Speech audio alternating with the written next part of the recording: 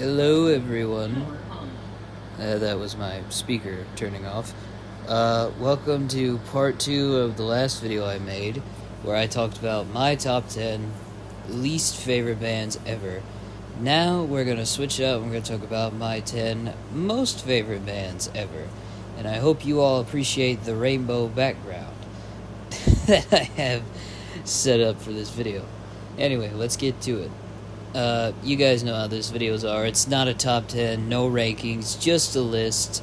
Please do not take offense if your favorite band is not here. If you have a favorite band that should have been on this list, list them below in the comments. Or not. I'm not going to tell you what to do. Anyway, the first band I have here is Santa Barbara's Snot. From Santa Barbara, California. Just the thing that why do I love this band so much is because these guys were actually fucking talented. That's what I miss about music the most. It took talent to make good music, and now you just gotta press a button. And these guys were definitely like one of the biggest part of the new metal era. Mikey Doyling and Sonny Mayo's guitar techniques, kind of their funky riffs and stuff, inspired by like the Beastie Boys and a lot of other stuff. Obviously, a lot of metal in there. Metallica and all that. Toomer's heavy ass bass work on. That whole album gets, you talk about me being a fan. I literally bought the album on CD just because I wanted to. And that if it's really good, then that is... I'm the kind of dude that if I listen to music and I don't think it's good, I won't listen to it at all. But this band actually is good. Lynn Strait, obviously, rest in peace. I guess you could consider him maybe the brains of the band, even though he probably didn't have that many brains to begin with. The dude sang so hard, he pulled 2 hernias, and that is dedication to being a great metal singer. And Jamie Miller's drumming, the dude is insane. I've seen footage of him live at Ozfest, and he plays so fucking hard. This whole band was amazing, and it sucks we didn't get more from them. Obviously, after Lynn's passing, but they have made a resurgence with the new singer, and I think he's doing... I don't know what he's doing, but maybe he's doing fine. And there's a Lynn Strait documentary coming out at some point, so be on the lookout for that, I guess. Oh, almost skipped.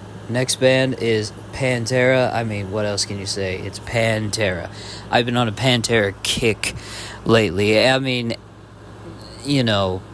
This probably the biggest influence in heavy metal history. Dime's guitar playing and Vinnie Paul's drumming are will always be amazing. Some people will probably say it's overrated. I don't give a shit, and nobody can sing like Phil Anselmo. And regardless on how you feel about Phil as a person, I don't care about him as a person all that much. I only care about him as a musician. The Phil stands, just don't even in the comments below. Don't even go on your big tirade about how Phil is does nothing wrong. Are there things to criticize Phil for? Yes, 100%. But regardless, he's made pretty great music. I also a lot of other music like Down and Superjoint Ritual. That Superjoint Ritual album, one of them I actually enjoyed. I think the first Down album, NOLA, I think. Yeah, NOLA I actually enjoy too, but they're not on this list. So, you know, but back to Pantera. Pantera is the band that actually, I mean, talk about a band that just worked hard and played hard. Because in the 90s, they had Far Beyond Driven debut at number 1 in Billboard charts, when you had Pearl Jam and Nirvana and Soundgarden, Stone Temple Pilots, Bush, another band on my list that we'll get to very shortly, dominating the world, and I guess a lot of like rap and pop music too were the world, and to have a band like Pantera, you know, fly the flag of heavy metal. I mean, that was dedication. And then, of course, it all ended very tragically. You know, it will never be the same. But then again, regardless about your opinions on the reunion that's not a reunion, but that's a whole big can of worms I'm not going to open there. But Pantera is one of my biggest influences in terms of like really heavy music. Now, moving forward to heavy extreme music, Morbid Angel. Now, I'm going to be honest with you. I never was that big a fan of death metal until I heard the entire discography of the band Death. Cannibal Corpse scares the shit out of me. That's why I don't listen to them. But Morbid Angel's Altars of Madness is like one of my favorite albums ever now. And I gotta tell you, these guys kind of surprised me. I was like, I'm not gonna like this. Now I like this music. So, you know, some people say that, you know, the death metal shtick has gotten kind of boring over the years. But, you know, that's fine. You know, I'm not gonna be mad at you for your own opinions. Opinions are opinions for reasons. And, you know, opinions are like assholes, but you don't have to be. Basically, I think they're from Florida. A lot of those death metal bands come from Florida too, which is like the weirdest thing ever. Like, why? Why is it all in Florida? Anybody that's like a death metal nerd out there, can you tell me why metal bands like that come from Florida, please? Thank you very much. Or maybe they're from California. I have no idea. But I appreciate a lot of death metal band. I don't listen to a lot of it, but I respect it. And Morbid Angel is the exception that I can make. I respect it, and I can listen to it, and it doesn't scare the absolute balls out of me, unlike Cannibal Corpse. Anyway, yeah, Morbid Angel. If you haven't listened to death metal at all, or if you do and you haven't listened to Morbid Angel, give it a listen. Altars of Madness, highly recommended. Now back to that band in grunge I was talking about. We got Alice in Chains here. I remember my friend Slender17X, shout out. We were on the bus and he was listening in high school. And he told me about them. He said, you should listen to these guys. They're really fucking good.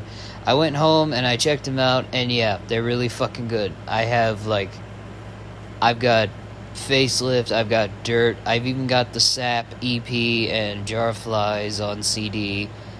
And I've even got the Music Bank DVD. There was another CD I had. Nothing's Safe, the Best of the Box, I think it's called. I don't know what it's called. But it's like this corpse in a jar or something. I've also got like just a random greatest hits thing that they made. And I also enjoy the William Duvall albums. You know. Yes, it's not the same without Lane Staley, but that goes for almost any other person in a band. they have rights to continue even after, like, a big integral portion or a part of their band is gone. So I'm getting kind of sick of that, to be honest with you. Like, acting like they have no rights. They have a right to still be a band together. And, you know, Mike Starr, also rest in peace. Mike Inez is just as great of a bass player as he was, and William is just great as a singer as he was. I enjoy their music a lot because it really helped me get through a lot of emotional shit, you know, on a personal level that I'm not going to devolve into right now. That's not for this video. Anyway. Oh man.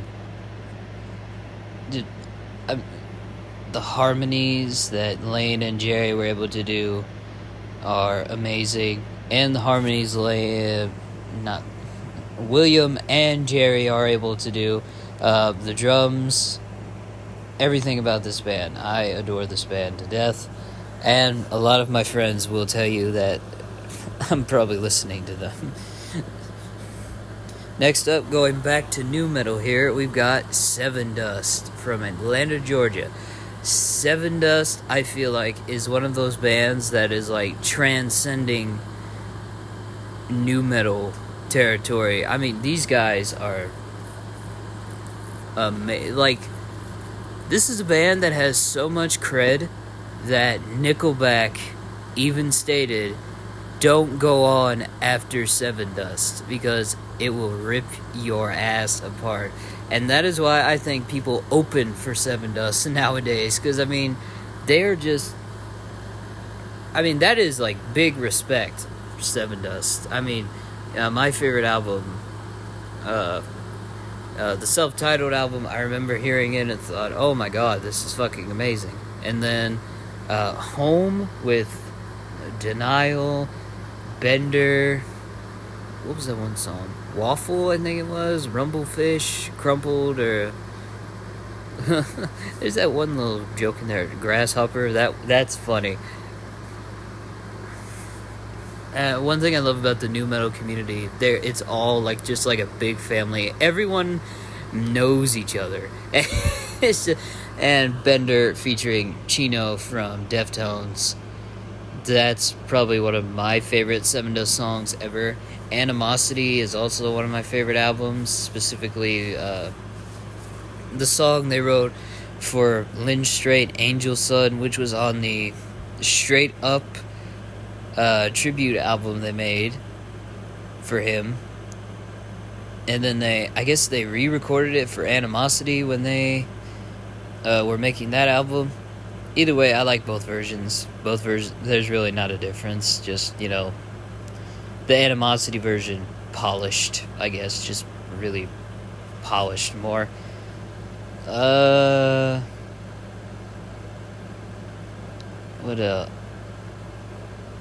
LaJohn Witherspoon's voice is amazing, like better than most, in my opinion. He's in my top 5 favorite rock and metal singers. Well, actually top 10 maybe. I don't know. If I did that, it seemed kind of subjective.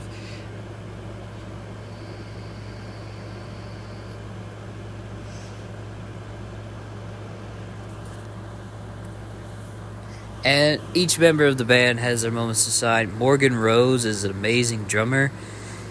And the hard, heavy guitars and the bass and all this. And JJ French from Twisted Sister became their manager of all things. You know, so that's something to be proud of, I guess. Next band, Metallica.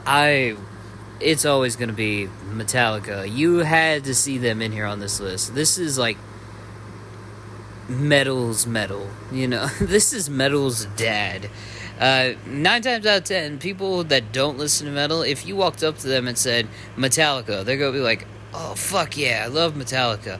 I was 8 years old when I bought the Black Album on CD. I still have that CD, and then it was the first album I ever owned myself, and then Master Puppets still have it, and just bought whatever I could find, Kill 'Em All, Ride the Lightning, Justice, Load, Reload. Actually, my mom had those, and she kind of just gave them to me. Cliff 'Em All, that DVD, the 598 EP that they made with Jason when he joined, S&M, the S&M DVDs. I've got a Metallica poster on my wall, actually. I had another one too, but I lost it somewhere. I got the Metallica Black Album documentary for a TV show called Classic Albums. Great show, by the way. And then, Metallica music videos. The Big Four DVD with Metallica, Anthrax, Megadeth, and Slayer. I mean, I'm just a Metallica nerd. I've also got Hardwired on CD, not DVD. I am sorry. I haven't really listened to 72 Seasons. I've heard people say, it's kind of not good, but, I mean, obviously the joke out of the way, Saint Anger, tong, tong, tong, tong. Listen, I don't care about... But listen, Metallica is every bit influential to heavy metal as they should be, and they are respected in heavy metal. So, Metallica will always be one of my favorite bands ever, because I grew up listening to them. Next up, speaking of Chino, Deftones. Deftones is a band that transcends nu metal. I mean, they love to just do whatever they want in the studio and screw around with almost everything they can do, and it's just awesome. Sure, they've had moments, but I mean, every single song these guys have made has been amazing.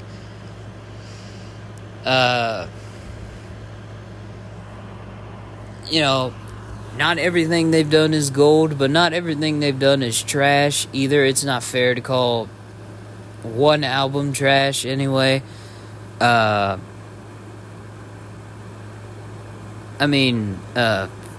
Pony is one of my favorite albums. Around the Fur,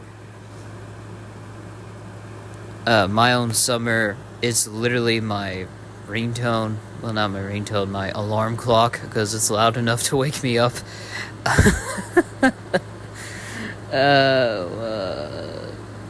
7 Words from Adrenaline is like one of my favorite songs ever that they've ever done. Minerva, Be Quiet and Drive. Diamond Eyes is just such a beautiful record. It just flows so smoothly. These guys make music that just goes so smoothly together. And yeah, they're weird, but I'm weird too. So it works out in the end. Next up, we got a little crossover thrash metal here. We got Suicidal Tendencies. I used to listen to these guys a lot when I was in middle school. How old was I in middle school? 14, 15? Yeah, I was 15.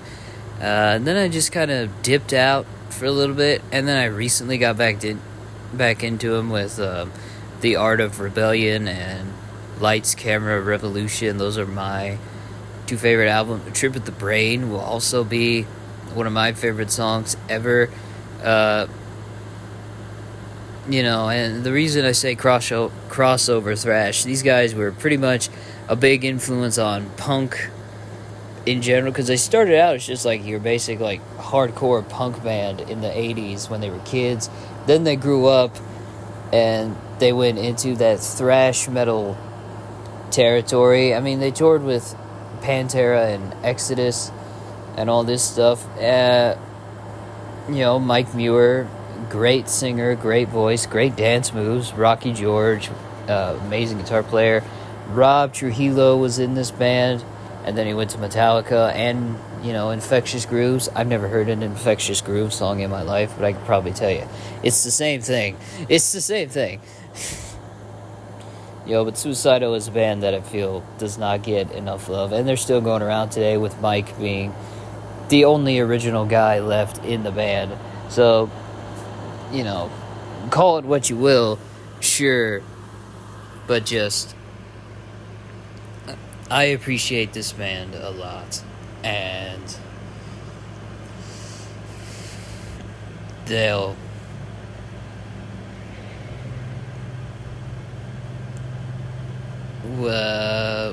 sorry, had a brain fart. Tendencies are a band that I enjoy the shit out of. Sometimes they have little goofy moments, but I mean, but what band doesn't have a goofy moment? Ever, Next, and this band I did not expect to come in at all on this list, and that is Sublime. That whole album, oh my god, it's so much fun. I was laughing my ass off to a bunch of the songs.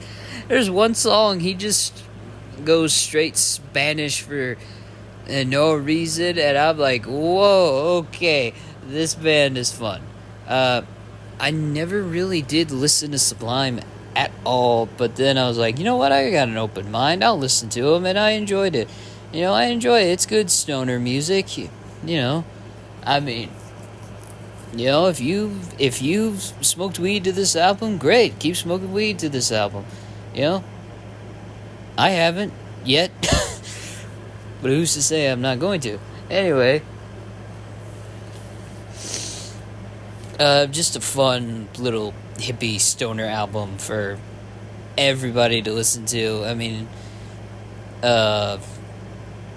maybe some parts of it feel like, did not age well at all, but then again, music tends not to age well at all, so that's pretty subjective, honestly. But Sublime is a band that I now know the hype about the one album they had, and, I now appreciate the music. And last but not least, a band that pretty much started it all, next to Black Sabbath, Judas Priest. I did not used to be a Judas Priest fan until I listened to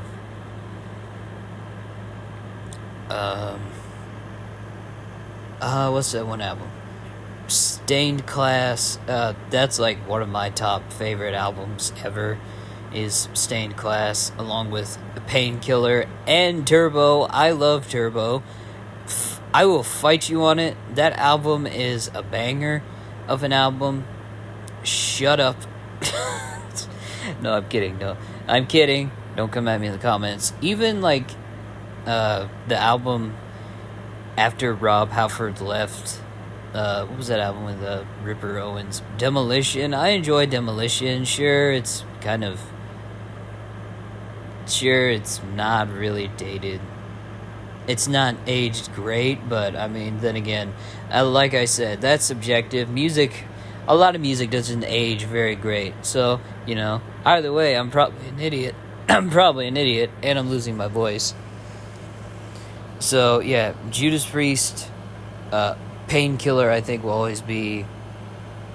Painkiller is like my second favorite album. Stained Class is my first favorite album, along with Demolition and Turbo. I don't hate Turbo, again, and people need to stop hating on Turbo. Seriously.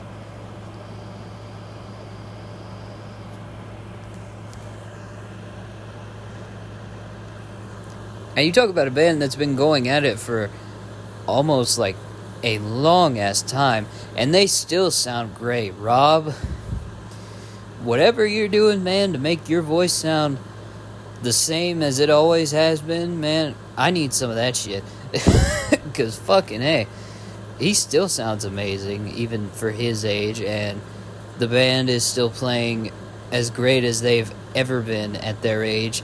So, with that out of the way, these are my top 10, are my 10 favorite bands ever, and I will see you all in the next video. Peace.